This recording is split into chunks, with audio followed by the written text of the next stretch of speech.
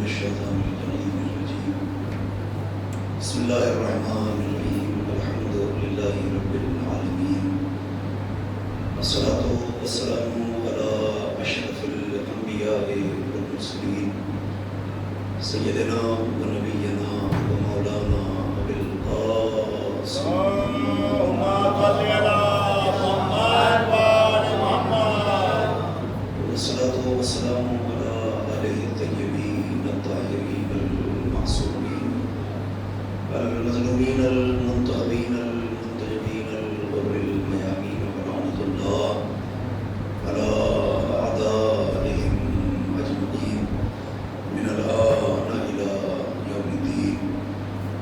اللهم لعن أول ظالمين ظلم حق محمد وآل محمد وآخر تابع له على ذلك. اللهم لعن الإصابة التي جاحدت الحسين وشايعت وبايعت وتابعت على قتله. اللهم لعنهم جميعا. أما بعد فقد قال الله تعالى وتبارك بسم الله الرحمن الرحيم الذين آتيناهم الكتاب يتلونه حق تلاوته. صلوات پر محمد. اللهم صل على محمد وآل محمد. آج اس اشرح مجالس کی آخری مجلس ہے اور یہ عنوان اور یہ موضوع یہیں سمٹ جائے گا اور پورے اشرے میں الگ الگ شخصیتوں کے حوالے سے کچھ عرض کرنے کی کوشش کی ہے. بہرحال جتنا ممکن تھا اپنے وقت کے اندر کوشش کی ہے کہ اتنا آپ کی خدمت میں حاضر رہا. چونکہ کربلا بغیر حسین کے مکمل نہیں ہوتی اور اگر ذکر حسین نہیں ہے تو نہ دین ہے نہ شریعت ہے نہ قرآن ہے اور نہ دین کا کوئی حکم ہے. تو آخری بیان ہے اور شہادتوں کا خاتمہ بھی امام حسین پہ ہوتا ہے اور کربلا میں حسین سے بڑی کوئی اور شخصیت ہے نہیں. نہ اولین میں کوئی حسین جیسا ہے نہ آخرین میں کوئی حسین جیسا ہے. تو آج جتنی بھی دیر آپ کی بارگاہ میں حاضر ہوں تو انشاءاللہ امام حسین کا ایک معجزہ ہے, ایک اعجاز ہے, معجزہ سر حسین. بس اسی عنوان سے آپ کی بارگاہ میں آج کا یہ جتنا بھی وقت درپیش ہے انشاءاللہ اس میں کوشش کروں گا کہ امام کا معجزہ آپ تک پہنچ جائے. سورہ مبارکہ بقرہ کی 121ویں آیہ کریمہ ہے جو عنوان کلام کے طور پہ تلاوت کی ہے. اس گرامی آیت میں خداوند عالم قرآن کے حوالے سے بڑا عظیم پیغام امت مسلمہ اور عوام الناس تک پہنچانا ہے. اگر آپ نے آیت پہ غور کر لیا تو میں نہیں سمجھتا کہ 1 گھنٹہ پڑھنے کی ضرورت ہے. آیت کا ترجمہ اشروں پہ بھاری ہے, اتنا عظیم مواد اس ایک آیت کے دامن میں ملنا. بس آیت سمجھ لیجئے گا تو انشاءاللہ عنوان کلام بھی آپ تک پہنچ جائے گا اور مکمل مجلس اسی آیت پہ انشاءاللہ ہو جائے گی. ارشاد ہوتا ہے الذین آتیناہم الکتاب یتلونہ حق تلاوتہ. الذین وہ لوگ, مولانا بیٹھے, یہ کچھ الفاظ عربی میں ایسے ہوتے ہیں کہ جو بذات خود کوئی معنی نہیں رکھتے, جب اگلے یا پچھلے جملے سے جب تک ان کا کوئی رابطہ نہ ہو جائے اسی میں الذی الذی الذین یہ سب الفاظ وہ اسی زمرے میں آتے ہیں. ارشاد ہوا الذین وہ لوگ آتیناہم الکتاب جنہیں ہم نے قرآن عطا کیا ہے. بہت توجہ رکھیے گا, آیت سے ہی عنوان شروع ہو جاتا ہے. آیت اگر آپ نے سمجھ لی, صحیفہ دل پہ لکھ لی تو یقین جانیے کہ اشرے پہ بھاری ہے اکیلے آیت, اتنی بڑی آیت. الذین آتیناہم الکتاب جن کو ہم نے کتاب عطا کی ہے, یتلونہ حق تلاوتہ وہی وہ افراد ہیں جو تلاوت قرآن کا حق ادا کرتے ہیں۔ اگر آپ آمادہ ہو تو شاید میرا عنوان اسی آیت سے آپ تک پہنچ جائے۔ وہ لوگ جنہیں ہم نے کتاب دی ہے، جنہیں قرآن دیا ہے، جنہیں ہماری جانب سے کتاب عطا ہوئی ہے، وہی وہ افراد ہیں جو قرآن کی تلاوت کا حق ادا کرتے ہیں۔ تو اتنا تو آیت پڑھ کے سمجھ میں آ گیا کہ قرآن کے رٹنے والے اور ہیں، حق تلاوت ادا کرنے والے۔ سلام پڑھیں مل جل کے عظمت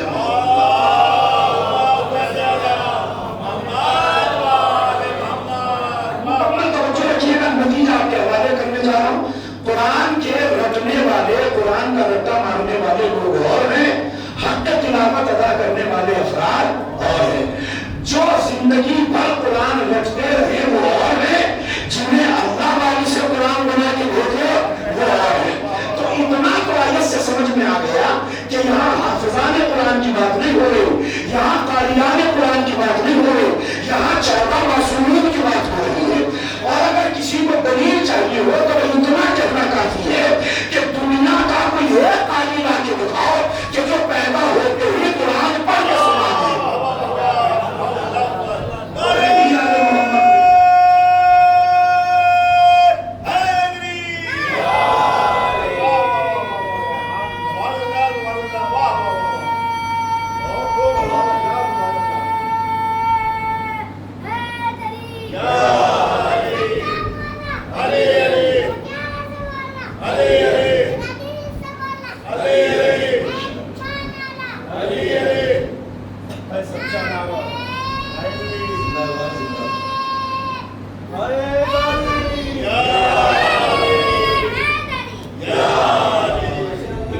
سلامتی، طول عمر اور اہل بیت کی غلامی میں رہنے کے لیے بآواز بلند صلوات۔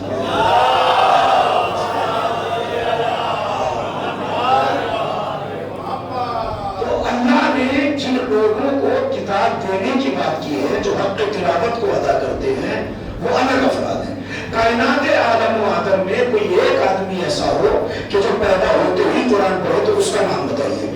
تو اس کا سیدھا سا مطلب یہ ہے کہ یہاں اللہ 14 کی بات کر رہا ہے۔ تو اب میں ترجمہ کرنے میں حق بجانی ہوں کہ جن 14 کو ہم نے کتاب عطا کی ہے، یہی 14 وہ ہیں جو حق تلاوت کو ادا کرتے ہیں۔ اب آپ کہیں گے کہ صاحب 14 تو آپ کہہ رہے ہو، قرآن سے ثابت کرو کہ ان سے مراد یہ 14 ہیں۔ تو چلیے میں قرآن سورہ مبارکہ فاطر سے ثابت کرتا ہوں کہ اس سے مراد یہی 14 ہیں۔ سورہ فاطر میں اللہ نے ارشاد فرمایا عجیب و غریب انداز سے، ثم اورثنا الکتاب الذین اصطفینا من عبادنا، کہ جن لوگوں کو ہم نے وارث قرآن بنایا ان کی قرآن میں پہچان یہ ہے کہ وہ ہمارے بندوں میں مصطفیٰ بندے ہیں۔ کون سے بندے ہیں؟ مصطفیٰ بندے۔ اب اگر کوئی خاموش رہا، خطابت کی بارگاہ کا مجرم کہلائے گا۔ وہ بندے کون ہیں؟ مصطفیٰ بندے۔ اب میں اپنے بیٹے کا نام مصطفیٰ رکھوں، میرے باپ کا نام مصطفیٰ ہو، آپ کے بیٹے کا نام مصطفیٰ ہو، آپ کے پوتے کا نام مصطفیٰ ہو، تو کوئی بھی مصطفیٰ نام رکھ کے کہے گا کہ میرا خاندان ہے، میرا پوتا ہے، میرا بیٹا ہے۔ قرآن نے تشنہ نہیں چھوڑا، میرا بے ارشاد ہوا ثم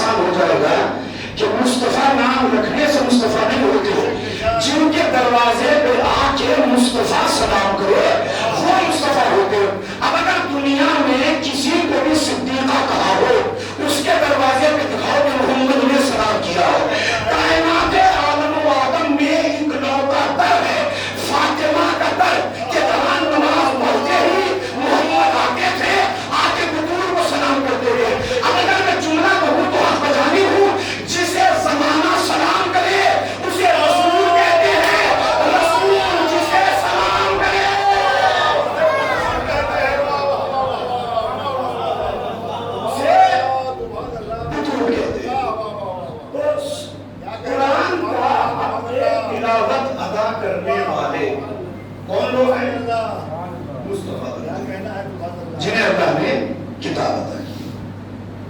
چونکہ عنوان معجزہ سر حسین ہے اسی لیے میں آپ کو یہاں تک لے کے آیا ہوں.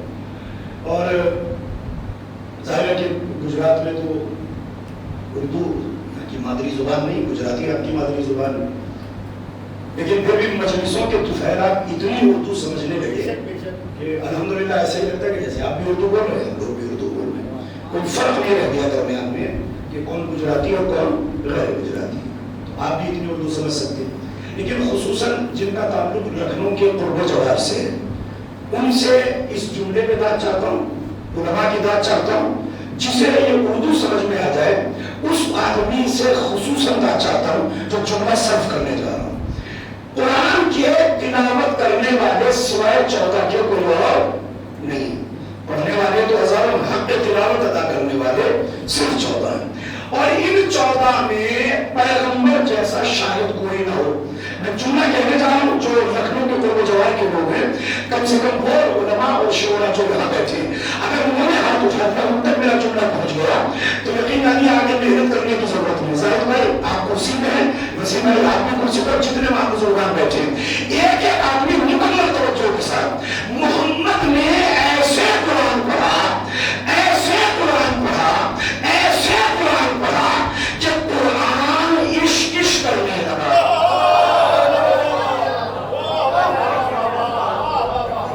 میں پہلے ہی آپ سے کہہ چکا تھا اتنی اردو تو ہر آدمی سمجھ. آپ جانتے میں بہت کاری اردو نمبر پہ نہیں بولتا، میں عام زبان جو آدمی کو سمجھ میں آتی ہے وہی زبان صرف کرتا ہوں. عربی پڑھنا میری مجبوری ہے چونکہ عربی ہی سے سارا میٹر آتا ہے تو عربی تو میرے لیے مجبوری ہو جاتی ہے. لیکن زبان جو اردو بولتا ہوں وہ اتنی آسان ہے کہ رکشا بولر بھی میری زبان کو سمجھ جائے گا. کاری اردو نہیں بولتا. یہ پہلا جملہ ہے اس پورے اشعار میں جو میں نے اردو ادب کا استعمال کیا. محمد ایسے قرآن پڑھتے تھے، ایسے قرآن پڑھتے تھے، ایسے قرآن پڑھتے تھے کہ قرآن عشق عشق کرتا تھا. اردو ادب میں لفظ عشق وہاں بولا جاتا ہے جہاں آدمی دونا ہو گئے.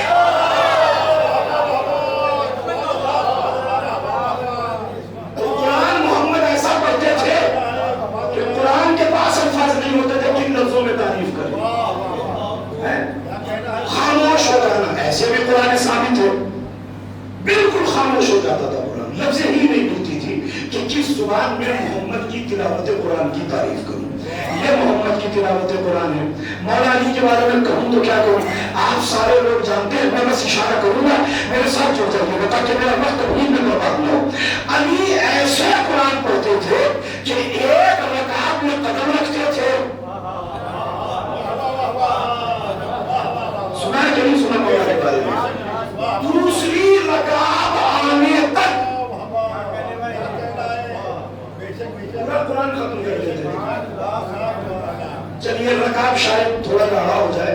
گھوڑے کی زین پہ سوار ہونے کے لیے جہاں پیر رکھتے ہیں اسے بولتے ہیں رکعت. اس گھوڑے کو چھوڑ دیجیے، میں بالکل آسان کرتا ہوں. بائک پہ بیٹھنے میں آپ کو کتنا ٹائم لگے گا؟ Second, hardly 2 second. اسٹینڈ ہٹایا، ایک پیر اٹھایا، ایک پیر آپ نے بائک پہ رکھا، آپ بائک پہ سوار ہو گئے. 1 سے 2 سیکنڈ کا معاملہ ہے. تو علی 2 سیکنڈ میں پورا قرآن پڑھ لیتے تھے. آپ سوچ رہے ہیں مولا تیز قرآن پڑھتے تھے. قرآن کا تیز پڑھنا کوئی کمال ہے نہیں، قرآن میں خود ہوتا ہے. ورتل قرآن ترتیلا، رک رک کے، ٹھہر ٹھہر کے، سمجھ سمجھ کے پڑھو. یہاں فاسٹ گاڑی چلانے کی کوئی ضرورت نہیں ہے، اس لیے کہ اگر قرآن کا تیز پڑھنا کمال ہوتا تو جو ایک رات میں پورے قرآن کو تراویح میں پڑھ کے لائے اور بڑا شرف کا مالک ہو جائے گا. تو قرآن نہیں کہتا کہ جلدی پڑھو. تو پھر علی جو پڑھتے تھے کیسے پڑھتے تھے؟ اصل میں علی قرآن کو تیز نہیں پڑھتے تھے، وقت کی تناظر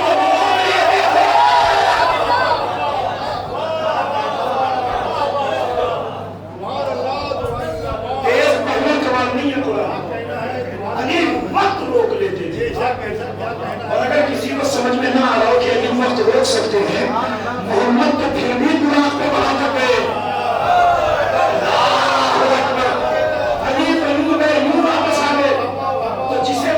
جانے میں وقت نہ لگتا ہو اسے تلاوت میں کتنا وقت لگنا ہوگا، وقت پیسے نہیں روک لیتے.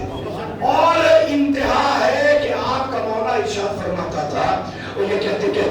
سے چلا گیا لو سلیت لول بساطا لافتیت لأہل التورات بتوراتهم ولأہل الانجیل بانجیلهم ولأہل القرآن بقرآنهم حتی ينطق التورات والانجیل والقرآن صدق علی وما غلط.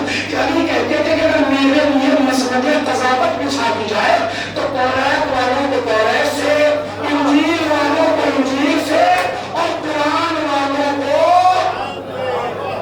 قرآن سے بتوا دو. ایک بادشاہ گزرا ہے ہندوستان کا، نام آپ کا سنا ہوا ہوگا، اکبر بادشاہ. جو تاریخ ہے اس میں کوئی نہ کسی کا رشتہ دار ہے نہ کوئی کسی کا دشمن ہے. تاریخ اور جو حقیقت ہے وہ کہنا چاہیے. پوری مغلیہ سلطنت کا اکلوتا بادشاہ ہے اکبر، کہ جس کے دور سلطنت میں، جس کے دور حکومت میں کوئی مذہب پریشان نہیں تھا. اس کا ماننا یہ تھا کہ ہندوستان تمام مذاہب کا گلدستہ ہے، ہر مذہب کی خوشبو پھیلنی چاہیے. یہ اکبر کا نظریہ تھا. چیف جسٹس آف انڈیا کا عہدہ خالی ہوا. اس نے نظریں دوڑائی کہ کوئی اس کے لائق تھا نہیں. یہ ایران گیا، شاہ ایران سے ملا. بات کہنے جا رہا ہوں شاید آپ کا عقیدہ دوبارہ ہو جائے جہاں تک میں آپ کو لے کے جانا چاہ رہا ہوں. شاہ ایران سے ملاقات، اس نے کہا کہ چیف جسٹس آف انڈیا کا عہدہ خالی ہے، مجھے ایسا عالم چاہیے کہ جو اس عہدے کو زینت بخشے. تو شاہ ایران نے کہا کہ آپ کیسا قاضی القضات چاہتے ہیں؟ اس نے کہا کہ ایسا ہو کہ جو تمام شریعتوں کو جانتا ہو. شاہ ایران نے اپنا سر اٹھایا، کیا تھا کہ ایسا عالم اگر چاہیے تو قاضی نور اللہ شستری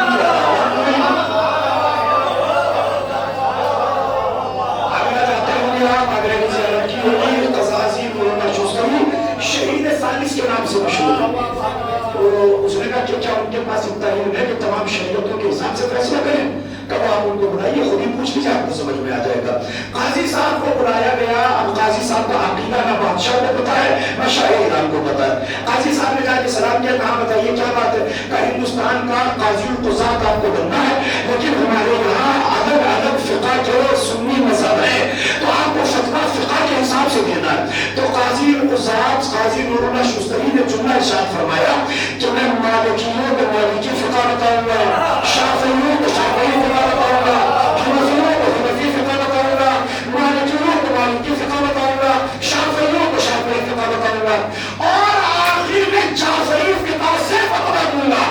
اگر یہ چاروں شریعتیں نہ کہیں کہ جو امام جعفر نے کہا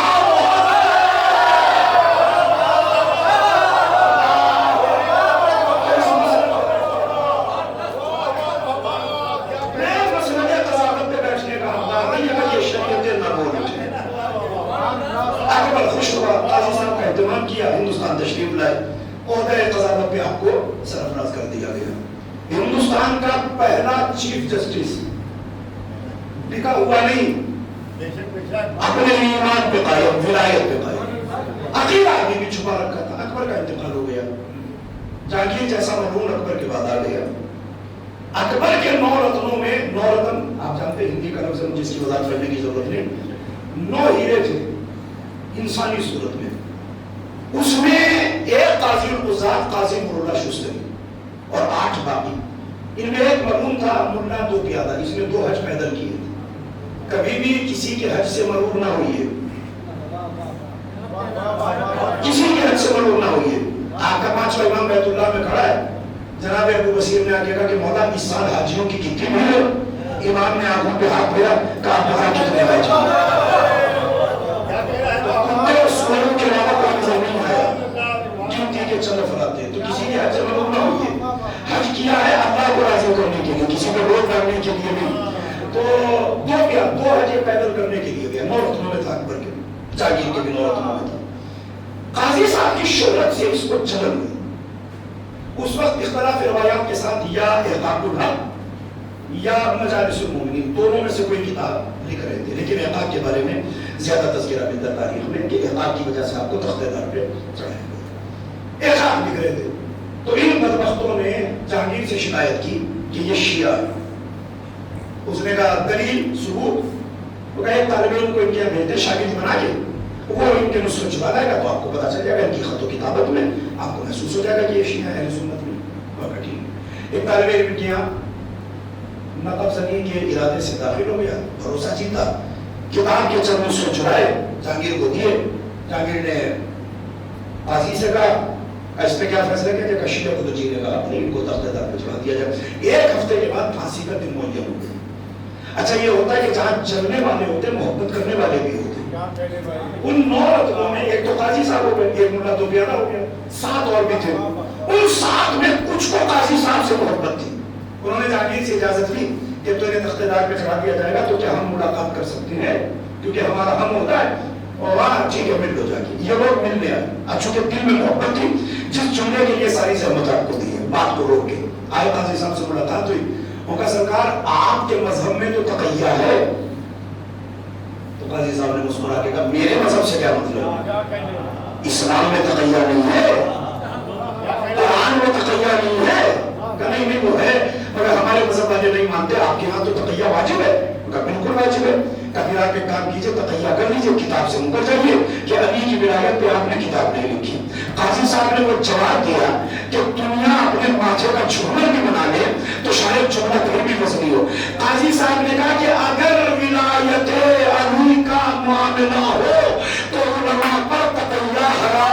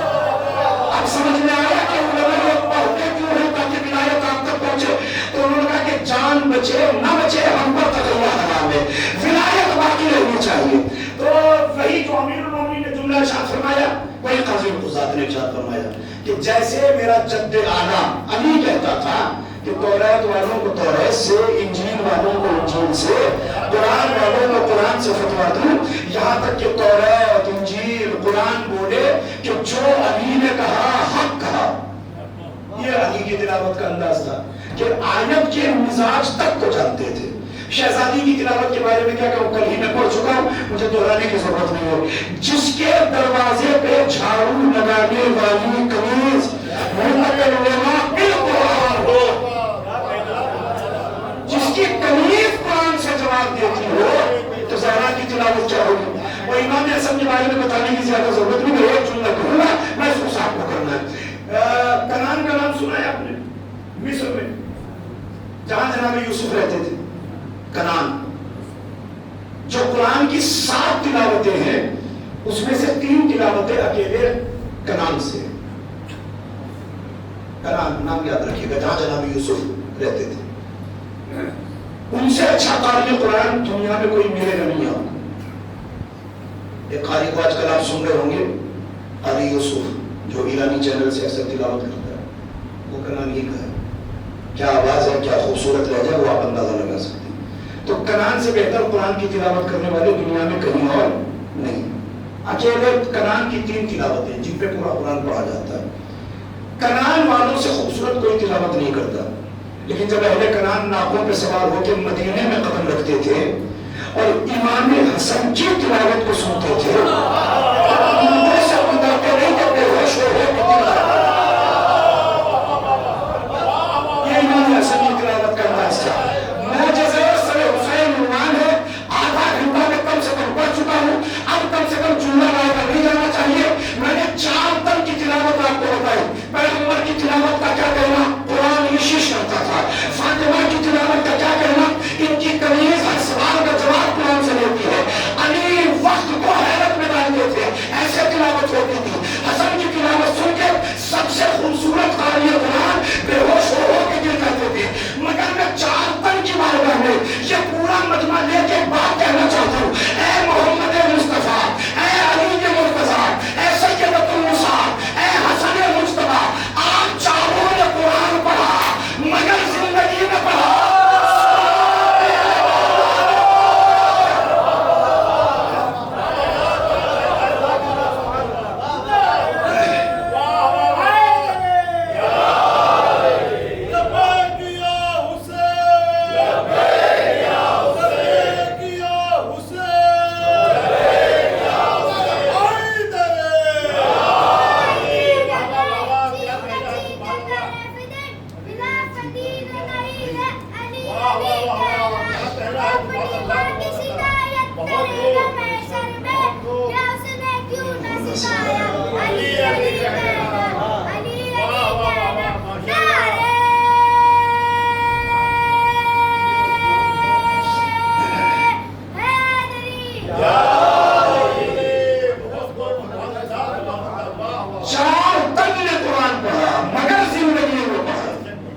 سلام میرے مولا کی عظمت کو، سر ڈھکا کے نو کے نیزہ پہ تلاوت۔ حالانکہ یہ چاروں پڑھ سکتے تھے، شہادت کے بعد بھی پڑھ سکتے تھے، لیکن پڑھا کس نے؟ آقا حسین۔ وہ صرف قرآن پڑھا نہیں، روایت کہتی ہے ایک جگہ راہ کوفہ و شام میں پڑھتی ہے، اسقلان قنسرین نام آپ نے سنا ہوگا۔ قنسرین ایک چھوٹی سی منزل ہے، قنسرین میں عیسائیوں کا غلبہ تھا، چونکہ یہ علاقہ شام کے قریب ہو جاتا۔ قنسرین میں جب اہل حرم کا قافلہ پہنچا تو پہاڑ کے اوپر ایک گرجا گھر تھا، چرچ۔ اگر ہمارا ممبر کسی غیر مذہب کے عالم کی تعریف کرے تو وہ عالم کتنا زبردست ہوگا؟ کچھ تو بات ہوگی کہ جو ہمارا ممبر اس کی تعریف کرے، یا دنیا اگر ہمارے ممبر کی تعریف کرے، جیسا کہ آج زمانہ کہتا ہے کہ اگر شیعوں میں مجلسیں نہ ہوتی تو شیعوں کا بھی وہی حال ہوتا جو مسلمانوں کا ہے۔ تو اس کے معنی یہ کہ وہ مجلس کی اہمیت کو سمجھ رہے ہیں، وہ ممبر کی اہمیت کو سمجھ رہے ہیں، اس علم کی اہمیت کو سمجھ رہے ہیں، تو ہمارے ممبروں سے بیان ہو رہا ہے۔ تو غیر مذہب کا عالم اگر ہمارے امام کی تعریف کرے تو وہ بات تو معمولی نہیں، بات بہت بڑی ہے۔ قنسرین سے قافلہ قریب ہوا، گرجا گھر میں چرچ میں پادری بیٹھا ہے، وہ بیٹھا ہے، فادر بیٹھا ہے۔ اس نے دیکھا کہ امام حسین کا سر ایک نو کے نیزہ پہ ہے، روئیے گا نہیں، بس یہاں سے بہت نازک مرحلہ ہے، فضائل کا راستہ یہی سے نکلے گا۔ اس نے دیکھا کہ لبھائے مبارک ہل رہے ہیں، امام کو بولتے دیکھا اور اس نے ایک جملہ کہا، جملہ نہیں مکمل خطابت ہے، خراج عقیدت و حقیقت ہے۔ اس سے بڑی بات شاید مجلس میں نہ کہہ سکوں جو ایک عیسائی عالم نے امام حسین کو بولتا دیکھ کے گئی۔ پہاڑ چھوڑا، گرجا چھوڑا، اپنے عہدے کو چھوڑا، دوڑا امام کے سر کے قریب اور ایک جملہ کہتا ہوا چلا، واللہ ما رأینا خطیبا یخطب علی منبر السنان یتکلم باللسان دون الریۃ والجنان مسیح وحق العذراء۔ عیسائی عالم ہے، پہلا جملہ اتنا وزنی ہے کہ اگر آگے جملے کا ترجمہ نہ بھی کروں نا تو میں اسی جملے میں مکمل ہو جاتی ہے۔ پہاڑ سے دوڑتا ہوا چلا، اب نزاکت آپ پہچانیے گا، دوڑ کر پہاڑوں پہ چڑھنے والے اور حسین کی محبت میں پہاڑ چھوڑ کے آنے والے، اور دوڑا دوڑتے دوڑتے موڑتے جملہ کہتا ہے. دیکھیے جملہ اپنی جگہ پہ اتنا وزنی ہے کہ زندگی بھر بھی آپ گاتے ہیں تو جملے کا حق ادا نہیں ہوتا. عیسائی عالم کا جملہ چاہے جیسے سنیے گا فیصلہ آپ کو چھوڑ رہا ہوں. چلتے چلتے کہتا ہے واللہ ما رأینا خطیبا یخطب علی منبر السنان. 70 سال کا ہو گیا آج تک منبر کے خطیب دیکھے تھے وہ کہ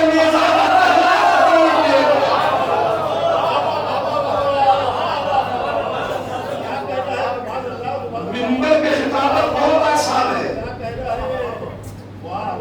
شجرہ پاک ہوتا ہے اپنی خطابت کر لیتا ہے. نو کے نیزہ میں تلاوت کرنا میں موت رگوں کو کاٹ چکی ہو آپ کو تلاوت کر کے دکھائے. میں 70 سال کا ہو گیا آج تک منبر کے لاکھوں خطیب دیکھیے سنا کے منبر کا پہلا خطیب دیکھ رہا ہوں. چلا اچھا اگلا جملہ اور قابل تعجب ہے. جب آپ نے سن لیا تو پورا جملہ سنتے جائیے. یتکلم باللسان دون الریۃ والجنان. یہ علماء کرام بیٹھے ان سے دریافت کر لیجیے اگر یہ ترجمہ نہ ہو تو مجھے منبر پہ بیٹھنے کا حق نہیں. کہتا ہے زبان سے بول رہا ہے نہ پھیپھڑے ساتھ ہے نہ دل ساتھ ہے.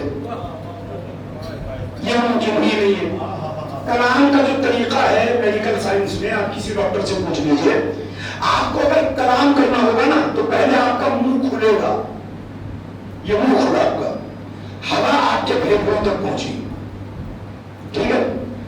دل نے ارادہ کیا آپ کا منہ کھلا پھیپھڑوں تک ہوا پہنچی ہوا نے پھیپھڑے کو کھلایا پھیپھڑے نے پریشر دیا یہ ہوا یہاں سے چلی سینے کی طرف نہوات کی طرف یہاں سے ہوتے ہوئے آئی گلے کی طرف حلق کی طرف حلق سے آئی نرخرے کی طرف نرخرے سے آئی زبان تک لب کھلے اب کلام پیدا ہوا. جب تک یہ پروسیجر پورا نہ ہو کوئی کلام کر ہی نہیں سکتا. آپ کہیں گے کیسے؟ جب تک پھیپھڑوں میں ہوا نہ بھرے دل ارادہ نہ کرے نہ لب کھلیں گے نہ پھیپھڑوں میں ہوا بھرے گی. اور جب تک یہ سسٹم فالو نہ ہو جائے ایک لفظ زبان پہ نہیں آ سکتا. اب اس عیسائی عالم نے کیا کہا کہ ایسا بولنے والا کہ زبان کلام کر رہی ہے نہ پھیپھڑا ہے نہ دل ہے. اب تو زمانہ اللہ کو سمجھے کہ جس کا بندہ کلام کرنے میں سسٹم کا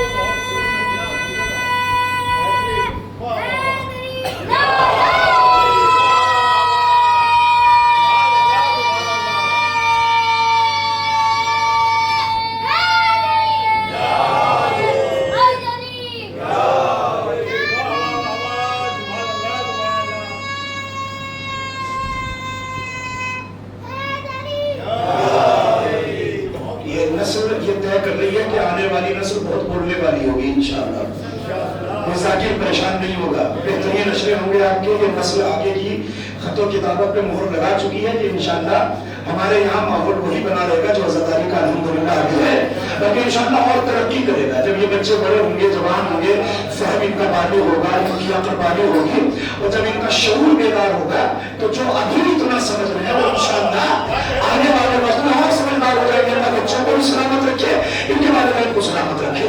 تو عیسائی کہتا ہے کہ میں نے ایسا کلام کرنے والا نہیں دیکھا کہ میں ارادہ کرنے کو دل ساتھ ہے نہ ہوا کرنے کے لیے پھیپھڑا ساتھ ہے بدن کہیں ہے اکیلی زبان کلام کر رہی ہے. تو اب آپ اندازہ لگاؤ علی کس خالق کی خلاقیت کا نام ہوگا کہ جو اللہ کلام کرنے میں نہ دل کا محتاج نہ پھیپھڑے کا نہ زبان کا وہ جب محمد سے کلام کرتا ہے علی کو درمیان رکھتا ہے.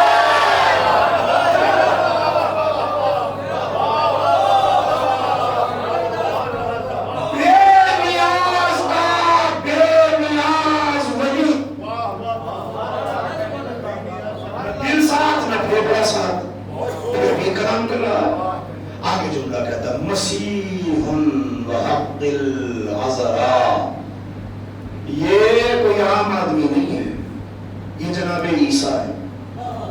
اس نے دیکھا نہیں عیسیٰ کو، کیونکہ پیغمبر کا زمانہ عیسیٰ سے 660 سال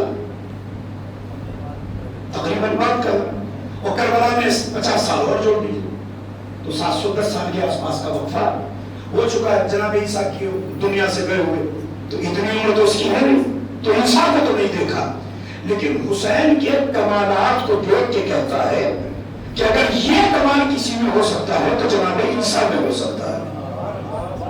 امام وہی قافلے کے ساتھ کھڑے تھے، آپ کا توجہ امام، جیسے اس نے کہا نا، جملہ سنبھالیے گا، جیسے اس نے کہا کہ یہ کوئی اور نہیں، یہ جناب عیسیٰ ہے، امام نے ایک بار اس کا چہرہ دیکھا جو اس کا لطف عربی میں وہ اردو میں آ ہی نہیں سکتا۔ امام نے بڑی حقارت سے جملہ کہا، مسیح ہوگا، مسیح ہوگا، مسیح ہوگا، یصلی خلف ولدہ الطاہر، تیرا عیسیٰ، تیرا عیسیٰ، مگر یہ کیوں نہیں کہتے کہ ہمارا بھائی عیسیٰ؟ کہ اگر یہ عیسیٰ کو اللہ کا نبی مانتا تو میں اپنا بھائی کہتا، یہ تو اللہ کا بیٹا مانتا ہے نا، کہتا تیرا عیسیٰ، تیرا عیسیٰ، تیرا عیسیٰ، اس کے نوے بیٹے کے پیچھے نماز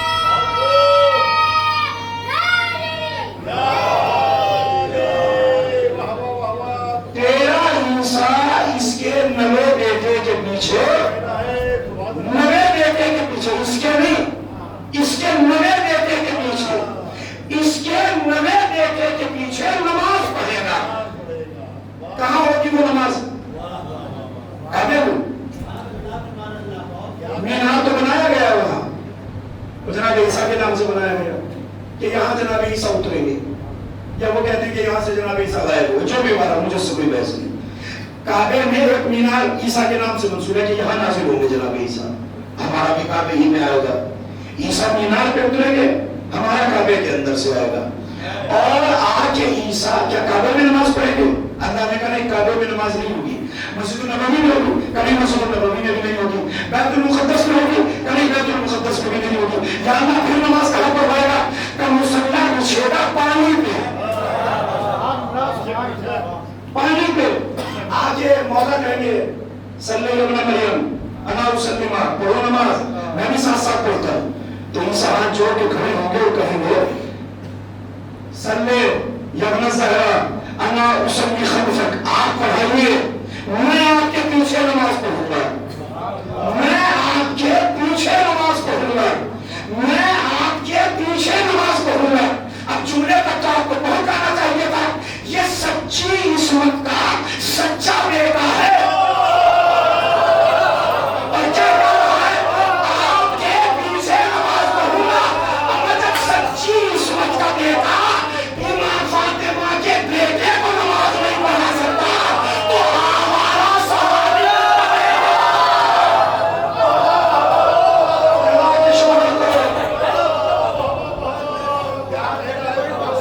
آپ پڑھائیے، میں پیچھے پڑھوں گا۔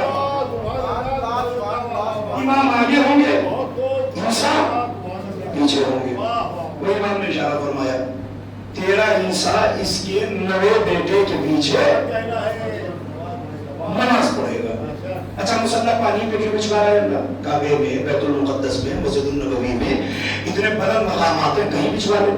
کہ نہیں، ہم نے مسجدیں بچھوائی، لوگ چھلانگے مار مار کے مسجدوں پہ آ گئے، ہم نے تخت بچھوایا، لوگ کود کود کے تختوں پہ آ گئے، ہم نے ممبر بچھوایا، لوگ کود کود کے ممبروں پہ آ گئے، ہم مسلح بچھوائیں گے پانی پہ۔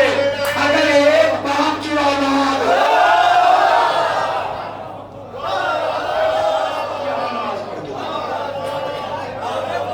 مسیح ہوگا، یصلی خلف ولدہ الطاہر، تیرا عیسیٰ اس کے 90 بیٹے کے پیچھے نماز پڑھے گا.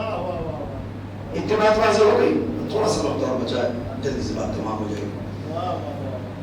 90 بیٹے کے پیچھے نماز پڑھے گا. تلاوت کی, آیا امام کے قریب. یہ ہے کون؟ هذا ابن رسول اللہ. یہ کوئی اور نہیں, یہ نبی کا بیٹا ہے. کہنا کیا چاہیے تھا؟ علی کا بیٹا, فاطمہ کا بیٹا. کہا کیا؟ نبی کا بیٹا. چونکہ مباہلے کے پہلے علی و زہرا کے بیٹے تھے, مباہلے کے بعد محمد کے بیٹے. یہ نبی کا بیٹا, محمد کا بیٹا کہاں؟ آیا امام کے سر کے قریب, کہتا ہے میری شفاعت کا وعدہ فرمائیے. امام حسین سے کہتا ہے میری شفاعت کا وعدہ فرمائیے. امام نے بے نیازی سے کہا شفاعتی للموحدین, میری شفاعت لا الہ الا اللہ پڑھنے والوں کو ہے.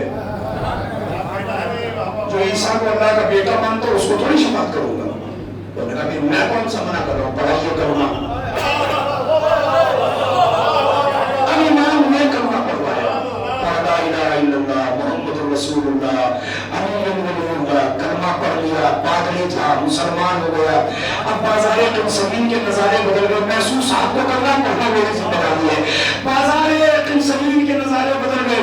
بڑی بڑی داڑیاں ہلانے والے بندہ جب اس کو آتا دیکھتے تھے تو باہر پھیلا کے آگے بڑھتے تھے, ہمارا نیا مسلم بھائی آ گیا, ہمارا نیا مسلم بھائی آ گیا. یہ سینوں پہ ہاتھ مار کے کہتا تھا مجھ سے دور ہو جاؤ, میں تم جیسا مسلمان نہیں, حسینی مسلمان.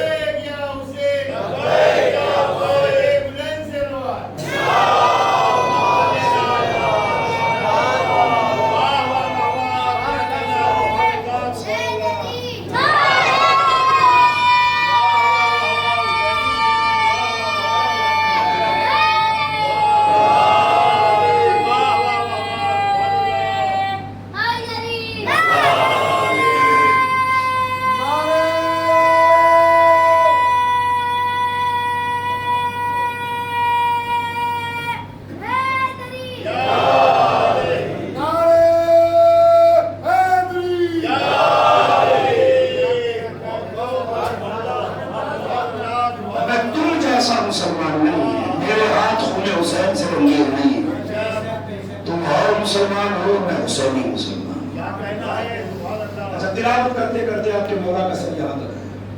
کون سا سورہ پڑھا امام نے؟ سورہ پتا ہے سب کو تو بول. کون سا سورہ پڑھا؟ سورہ کہف. 18واں سورہ ہے قرآن مجید کا, سورہ مبارک ہے کہف. یہی سورہ کیوں پڑھا اسے؟ 114 سورہ ہیں قرآن میں, کوئی اور پڑھ لیتے. میرے خیال سے سب سے بہتر ہوتا, میں اپنی بات کر رہا ہوں, اپنی فہم ناقص کے اعتبار سے, سورہ کوثر پڑھتے اسے.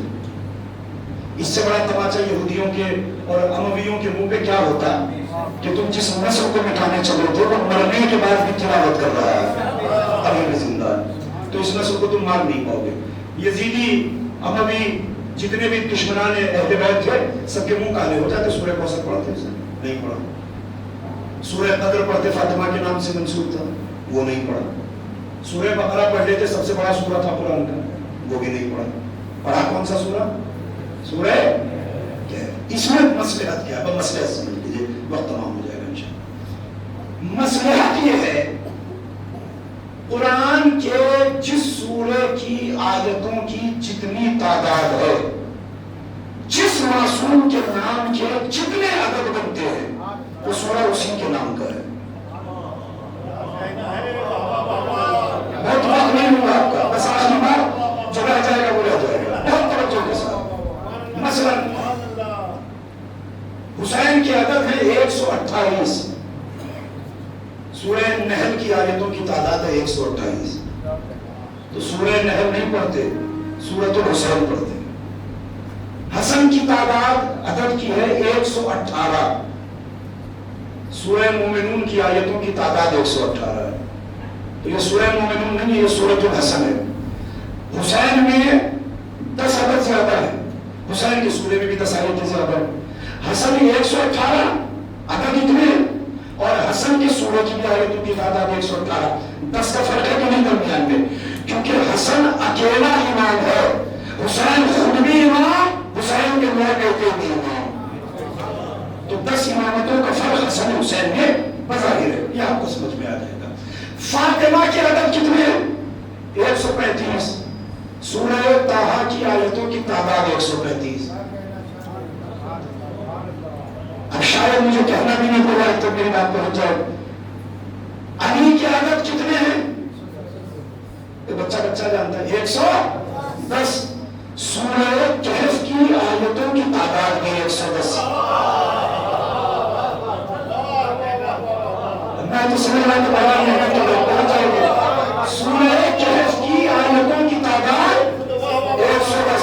تو گویا یہ سورہ کہف نہیں ہے، یہ سورہ علی ہے۔ حسین نے کوئی اور سورہ کیوں نہیں پڑھا؟ سورہ کہف کیوں پڑھا؟ تاکہ زمانے کو علی علی پہنچتا رہے، زمانہ علی علی سمجھتا رہے۔ اب آپ اندازہ لگاؤ، حسین امام علی کے جیسا، حسین کا کنبہ علی کے جیسا، حسین کا خاندان علی کے جیسا، حسین کا خون علی کے جیسا، حسین کا گوشت علی کے جیسا، حسین کی پوست علی کے جیسی، حسین کا بابا علی جیسا، حسین کا نانا محمد جیسا، کہ میں ہر طرح سے بالکل علی کے جیسا ہوں۔ جب میں مرنے کے بعد علی کا نام لینا نہیں چھوڑتا تو تم زندہ کیسے ہو؟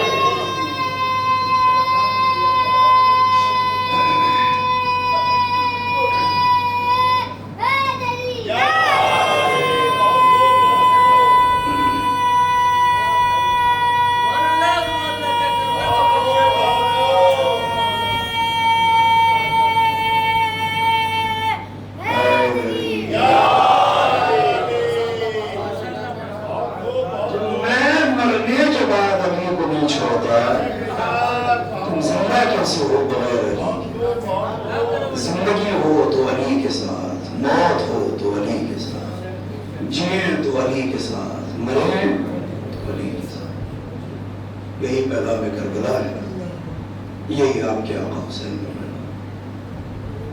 مرتے مرتے بھی علی کا نام نہیں چھوڑا،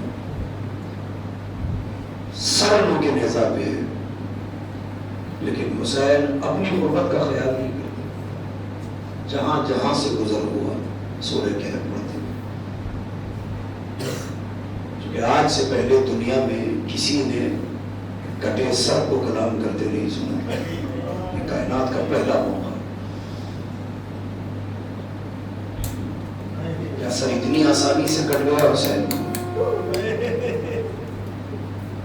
کتنے مسائل تھے، کتنی مشکلات تھی، 3 دن کی بھوک اور پیاس، عباس جیسے بھائی کا جدا ہو جانا، اکبر جیسے جوان کا لاشا اٹھا کے لانا، اصغر کے قبر بنانا، قاسم کے ٹکڑوں کو اٹھانا، آسان سمجھتے ہیں. وہ منزل آ گئی کہ حسین غربت کی انتہا کو پہنچ گئے. گھوڑے کے قریب آئے, کوئی سوار کرانے والا نہیں. نظر یمیناً و شمالا, حسین نے اپنے شہ سواروں پہ نظر ڈالی. زینب سمجھ گئی کوئی بھائی کو سوار کرانے والا نہیں. چاہنے والی بہن قریب آئی, کہ بھائی کو سہارا دیا, لجام کو پکڑا, رکاب کا سہارا دیا. حسین گھوڑے پہ سوار ہوئے. زوجنا سے کہتے ہیں آخری سواری ہے, مجھے مقتل تک پہنچا. زوجنا آگے نہیں بڑھا, گردن سے اشارہ کیا, مولا ذرا میرے پیروں کی طرف دیکھیے. حسین نے گردن جھکا کے دیکھا. 4 سال کی یتیمہ گھوڑے کے پیروں سے لپٹی ہے. کہہ رہی میرے بابا کو نہ لے جا. صبح سے جو میدان میں گیا واپس نہیں آیا. حسین گھوڑے سے اترے, چاہنے والی بچی کو کلیجے سے لگایا. یہ کیا ہوا؟ کہتی بابا آپ کے سینے کے علاوہ نیند نہیں آتی, آخری بار اپنے کلیجے کو سنا لیجیے. ہم غریبوں کو فرش رضا کی دولت دینے والا حسین جلتی ہوئی ریت پر لیٹا. سکینہ کلیجے پر لیٹی, آنکھ لگی. چند لمحے گزرے تھے, چونک کے سکینہ اٹھی. بابا خدا حافظ, بابا چاہیے خدا حافظ. حسین نے بچی کے سر پہ ہاتھ پھیرا. میری لاڈلی ابھی تو سونے کی زندگی میں خدا حافظ ہی کر رہی ہے. سبب کے سکینہ کہتی ہے بابا امی زہرا ابھی میرے سامنے نہیں تھی, تو کہہ رہی تھی میرے بچے کو بھیج کے حسین 3 دن کا بھوکا پیاس. بابا جائیے خدا. چلے حسین مختر میں آئے, فوج آدھا پہ حملہ کیا. اتنی دردناک شہادت ہے کہ میں شہادت پڑھنے کی ہمت عاشور کے دن تک نہیں کر پاتا. اب تو ایسے بھی نہیں پڑھ پاؤں گا. میں ایک اشارہ کروں گا, آپ سمجھ جائیے گا. کربلا کی زیارت کو اس مجمع میں جو بیٹھے ان میں سے اکثریت گئی ہوگی. مقام امام زمانہ دیکھا ہے, فرات کے کنارے. یہاں امام زمانہ آتے تھے اور یہاں سے فرات سے وضو کر کے اپنے جد کی زیارت کو آگے جاتے تھے. میں جب پہلی بار زیارت کو گیا تو میری سمجھ میں نہیں آیا کہ مولا کا مقام یہاں کیوں. میں نے خادم سے پوچھا کہ یہاں امام کا مقام, تو اس نے کہا کہ تمہیں نہیں معلوم سے یہ. میں نے کہا نہیں. کہتے ہیں کہ یہی وہ جگہ ہے کہ جہاں حسین اپنے گھوڑے سے گرے تھے. جزاکم اللہ. کہاں مقام امام زمانہ, کہاں مختلف حسین. کتنا فاصلہ حسین نے کیسے طے کیا کہ نیزہ برداروں کا غور تھا تو حسین کے دونوں طرف تھا. ادھر نیزہ لگتا تھا حسین 2 قدم آگے بڑھ جاتے تھے, ادھر نیزہ لگتا تھا حسین 2 قدم آگے بڑھ جاتے تھے. ہاتھ اٹھا اٹھا کے کہتے تھے زینب میری سکینہ سے خبردار. آئے مقتل تک نہیں ہوگا. اب میں کس زبان سے وہ جملہ پڑھوں جو مقاتل میں لکھا ہے. شمر آیا حسین کے قریب, حسین کا سر سجدے میں رکھا. میں کہہ نہیں سکتا جو بدتمیزی اس نے کی, میں ایسا سمجھ لیجئے کہ کعبے کی بے حرمتی کی. حسین زمین پر گرے, شمر نبوت سینے پہ سوار ہوا. حسین کی زلفوں کو پکڑا, خنجر پسے گردن رکھا اور خنجر چلاتا جا رہا ہے. یزید نے آخری جملہ پڑھا, مجلس تمام ہو جائے گی. یزید کے دربار میں شمر پہنچا, حسین کا سر لیے ہوئے. تو یزید کہتا بتا جب تم نے حسین کا گلا کاٹا حسین کچھ کہہ رہے تھے؟ تو شمر رو کے کہتا ہے کہ مجھ سے نہیں پوچھا, نہیں بتا تو صحیح کہ جب میں نے پہلی ضرب لگائی حسین نے کہا نانا خدا حافظ. جب دوسری ضرب لگی حسین نے کہا کہ بابا چاہیے خدا حافظ, اب میں شاید ملاقات ہوگی. جب تیسری ضرب لگی بھیا سے الوداع دی. چوتھی ضرب لگی ماں سے کہا اللہ آنکھیں کھلا دیجیے, بچے کا کٹتا گلا نہ دیکھ پاؤں گی. پھر کہا جو خنجر چلا حسین نے طرف چلا, بسم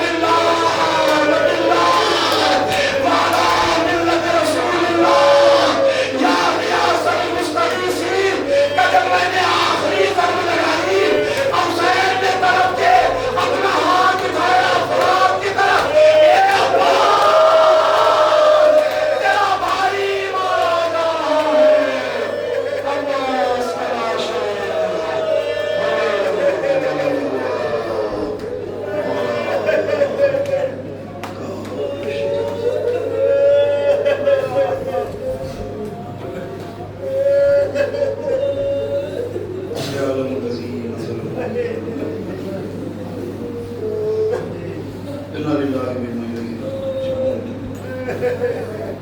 الہی و قصرا و حبیبا و بارکا خدا ہماری سے قبول فرما جو بھی آنسو ہماری آنکھوں سے نکلے بارگاہ سے خدا بہترین پرسے کے طور پر قبول فرما بارگاہ میں خصوصی دعا ہے پروردگار جن کے دلوں میں زیارت کربلا کا ارمان جلد سے جلد زیارت کربلا نصیب فرما مزارات مقدسہ کی حفاظت فرما ایران کی حفاظت فرما امریکہ اور اسرائیل کو بدست و نابود فرما تیری بارگاہ میں خصوصی دعا ہے پروردگار جہاں جہاں مولا کے چاہنے والے آباد ہیں ان کی جان و عزت و آبرو کی حفاظت فرما ہمارے وارث کے ذریعے